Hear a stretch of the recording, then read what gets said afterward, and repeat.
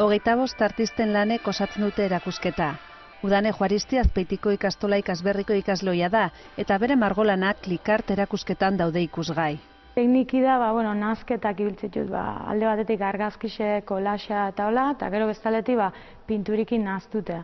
Eta ekarri juten adie Pariseko paisaje bat, Berlineko beste 3 paisaje, eta hoxe. Xanti Rodríguez argazkigintzako Espainiako Goya sarietarako izendatua izan da aurten. Erakusketan parte hartzea proposatu ziotenean, berehala eman zuen baiezkoa, bere herriko ikastolari laguntzarekin pozik. Geure aldetik enpixkete laguntzi baldin badakeu, kilometrotako antolatzen ari din jendiei, da geure ikuspuntu artistikukin, oso, nahi beti olako saltza guztai zintaizki, eta nahi uste, gauzaia oso interesgarri badala. Urriak 2 ospatuko da Kilometroak Azpeitian, bere baitan inguruko artisten artelanen erakusketa antolatu dute. Klikart erakusketa astea arte egongo da Azpeitiko San Agustin kulturgunean ikusgai eta hemendik Azkoitiara joango da.